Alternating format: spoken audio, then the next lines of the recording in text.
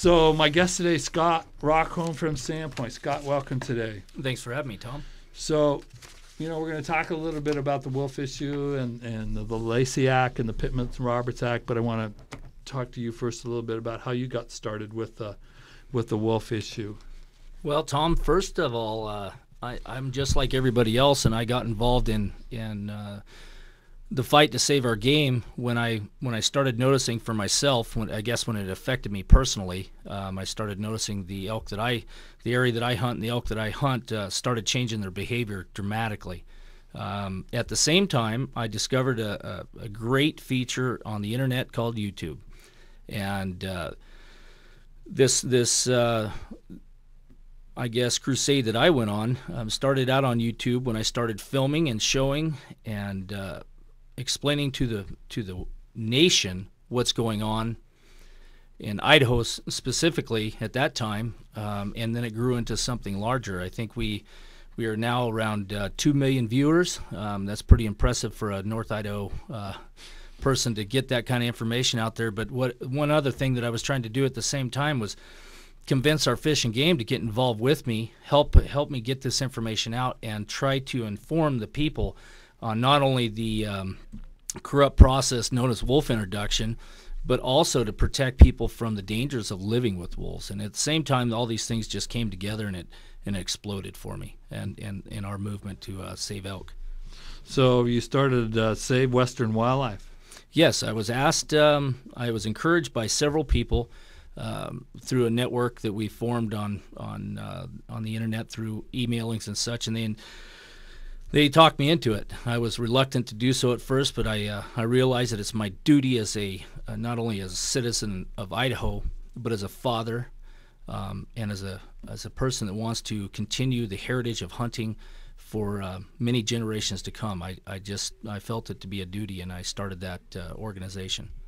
So how can people find out about that? Well, you can find us on the internet, savewesternwildlife.org. You can contact me at any time. My email address is scottrockholm@savewesternwildlife.org, and any information you need, we'll get it to you as soon as we can. So you guys just did a recent trip down to Jackson and Yellowstone Park. Tell us what's going on there. Well, about a little over a year ago, I was asked to go to Jackson Hole to film the Outfitters Association down there when they were pleading their case in Wyoming, just outside the park. There's a group of outfitters that were holding a rally. They asked me to come down there and film for them. I did, and I met an interesting fellow named Bob Fanning, who is the chairman of the Northern Yellowstone Friends of the Northern Yellowstone Elk Herd. And through the past year, I've been putting together a documentary. And this last 2 weeks, I spent on the road 2,600 miles, and I went to Yellowstone and then again to the Jackson area to film what can only be described as a criminal devastation of our wildlife. And it was pretty incredible. So what we used to see in Yellowstone Park, and we all know that it's a closed system. There is no management there, and it's one of the few that there are in the United States, and it's maybe good that we have a system like that shows maybe like it used to be thousands or hundreds of years ago, that the natural biodiversity happens within the system, and the elk herds go up and the elk herds go down, and the wolf numbers go up and the wolf numbers go down, and it was interesting to me to look at the numbers that, at the height of the thing here, we were at 30,000 plus animals, and now we're down to, is it really less than 3,000? Well, that's what we're estimating. I was there for 3 days at the northern entrance, right at Gardner, Montana, which used to be known as the elk capital of the world. At that, the migration that used to come out of the park was 19,000, and I spent 3 days with Bill Hoppy and Bob Fanning. Both of those have been both of these men were counting prior to my arrival and after my arrival, and we do estimate about 3,000 animals, 1,700 of which are resident elk that hang around the area of Gardner itself. So they're not actually park resident. They're town residents of Gardner trying to stay safe. And that's a funny thing. While I was there filming, we discussed how, and right there at Mammoth Hot Springs, there's a elementary school, and the wolves literally pack up and rendezvous right above the school. And it's just amazing that this is allowed to happen. I mean, not only the elk being decimated, now it's a public health issue. Well, with the reintroduction starting, 1992 is about when it started. They actually inserted the wolves about 95, 96. 95, but their game started then. Yeah. Mm-hmm. So now our numbers are exceeding our management numbers in Idaho, and we've been sued by the Defenders of Wildlife and Judge Malloy, who apparently I hear is stepping down. Can you tell us a little bit about what's going on there? Judge Malloy is not stepping down. He's going to step aside. He's going to take a sidebar to a sitting judge, which means he can pick and choose which cases he chooses to sit on and hear. That's not necessarily a good thing for us, right. Because he can still inject his ridiculous agenda-driven politics into our management system, which is bad. It's bad for all of us, especially as outdoorsmen and hunters. So tell us about the ruling in Wyoming. The ruling in Wyoming was actually a pretty good thing. From the beginning, Wyoming had it right from the start, and they've been blamed by our own Fish and Game and our state officials for not being on the side of managing wolves. But Wyoming has always asserted that you cannot manage these wolves, which they're absolutely right. They're non-native species. It's a Mackenzie Valley wolf that was never native to this area, so they were right from the outset. And the ruling in Wyoming will probably create a lot of tension between the two judges, and just continue the politics of this whole fight. We need to stop all of that. We just need to manage these. We don't need to manage these wolves. We need to remove them. Yeah. This is an interesting, I don't know if I'm sure you're aware of it, but the Lacey Act, I printed out a little deal. I did not know this myself, so I printed out this information. It's the Lacey Act.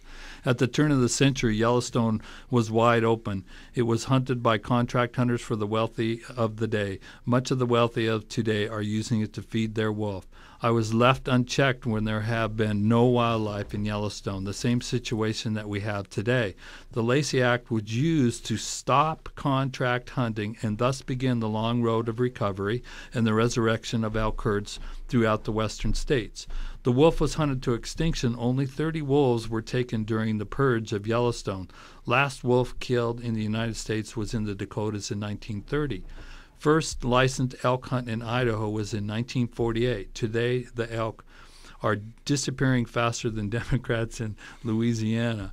Moose are harder to find than a Democrat in Florida. What went wrong? The first violation of the Lacey Act. Wolves were imported illegally into the United States, and they were purchased with stolen money. Second violation of the Lacey Act. EIS were ignored, and to date, most of the EIS that were done on wolves was wrong, and that seems kind of funny. Third violation of the Lacey Act. Provided in the Lacey Act is the state's right to regulate any and all species, and nothing supersedes the authority of the state. Silver lining included in the Lacey Act is the provision for restitution for storage, damages, and rewards and fines, and jail times for those found guilty of knowingly violating the Lacey Act. And I guess Ed Bang's name is at the end of that. Well, Ed Banks, of course, but more importantly, we had our Fish and Game director at the time, Jerry Conley, who signed a permit without the authority of our state legislature. He literally signed that permit without the authority and allowed Ed Banks to put his wolves, actually to go to Canada, trap these wolves, and bring them into our ecosystem. Now, there was documentation of wolves, around 90 wolves that inhabited Idaho at the time of introduction, which also violates the EIS and the ESA. I mean, it's a clear violation all the way around, and the intent from Ed Banks from the very beginning was to shove these wolves down our throat. Here it is, Idaho, Montana, Wyoming, you're going to have this wolf, and whether or not you like it, it doesn't matter. That was their agenda. So the Lacey Act provides that it is unlawful for a person to import, export, transport, sell, receive, acquire, or purchase any fish or wildlife or plant taken, possessed, transported, or sold in violation of any law, treaty, or regulation of the United States, or in violation of any Indian tribal law, whether it is interstate or foreign commerce. Violation of this federal act can result in civil penalties up to $10,000 per each violation and maximum criminal sanctions of $20,000 in fines and up to 5 years in imprisonment. All plants and animals taken in violation of the other Act are subject to forfeiture, as well as vessels, vehicles, aircraft, equipment used in aid in importing, exporting, transporting, selling, receiving, acquiring, or purchasing fish or wildlife plants in criminal violation of for this chapter, for which a felony conviction is obtained where the owner should have known of the illegal transgression. So what does that mean? I mean, it means that that animal is a subspecies of the animal that was originally here, right? That's correct. The way they got around the Lacey Act was what these scientists, so-called scientists, did was they renamed our native wolf and all the subspecies and brought them all together under one classification under the Rocky Mountain wolf. There was 32 wolves, subspecies at that time, and voila, overnight, right during wolf introduction, they filed and were successful in changing the classification of our native wolf. Now, at the Smithsonian Institute, it's still classified as Canis lupus erymotus. But if you look at all the documentations from 1996 forward, Ed Banks just continually refers to them as the Rocky Mountain wolf, which is absolutely absurd. This is a Mackenzie Valley wolf. They went to northern Canada, brought them in, and they did this for a reason. This wolf was meant to destroy wildlife, not to balance it. Wow. That seems pretty well. The documentation, Dr. Val Geis was warning Ed Bangs and our own government that that this would not work because the areas that this wolf inhabited in Canada, which is massive compared to our little ecosystems, it was criminal from the start. Okay, we're going to take a little break now for some important messages to listen to North Idaho Talk Radio on KSPT in Sandpoint, KBFI in Bonners Ferry. We'll be back after this. Welcome back to North Idaho Outdoors. You're listening to North Idaho Talk Radio on KSPT in Sandpoint, KBFI in Bonners Ferry. I'm here today with Scott Rockholm. Scott, thanks for showing. Let's talk a little bit, give us some insight into the Pittman-Robertson Act. Well, last year I had no idea what was going on with the financing of this wolf introduction. As we dug more and more, Bob Fanning, I think, had figured this out along with Jim Beers, who was a U.S. Fish and Wildlife employee who was asked to audit the department. He found that Jamie Rappaport Clark, the U.S. Fish and Wildlife chief at that time, had embezzled and stolen, redirected up to $70 million of, now Pittman-Robertson excise tax funds are hunters, taxes on our bullets, firearms, etc. But she had stolen that money because Congress did not finance wolf introduction. They did not appropriate the monies to finance this. So she found a different way, and Jamie Rappaport Clark, decided to pilfer that money from us hunters and finance the wolf introduction itself. And Jim Beers found this criminal activity. So that money comes every time we buy a fishing rod or a gun or bullets or anything. That tax goes to a federal system, right? That's correct. And then that is allocated to the states for habitat restoration and projects to enhance our wildlife. Well, not only wildlife, it's non-game species. I mean, this is a very important plants, stuff too. Everything that supports our ecosystems. It's a violation of their public, of these Defenders of Wildlife and all these other organizations that claim they care for wildlife, but this was a violation of all of that, because what it did was stole the money away from the states so they couldn't finance these wildlife projects. And brought in, and they basically, the Lacey Act says you can't bring non-native species. Well, a lot of times the broad brushes paints this whole situation. The wolf introduction in Idaho and Montana both was classified as an experiment. I mean, that's a big deal, but you never hear the media talking about it. This thing was an experiment. That's how they pushed the Lacey Act out of the way, and they financed it with stolen money from Pittman-Robertson excise tax funds. So currently, the state of Idaho, they have Governor Otter. He sent a letter to Ken Salazar, the Department of Interior, and said, we are no longer going to manage these things. It's in your hands again. I mean, we're out of control on this thing right now. Yes, we are, and we don't have time. This is a political maneuver. Butch Otter did a great job by playing his poker hand. But in the reality is, for hunters, this is a political football, and it's going to be thrown back and forth. In the meantime, one wolf eats 35 elk a year. We don't have those kind of numbers to support these wolves we have now. No, I was talking to a guide and outfitter from the Clearwater region the other day. He checked in a cat. He bought an outfitting license down here a couple years ago, and he came in the other day and checked in a cat and basically said he's not really hardly seeing any more wolf tracks there.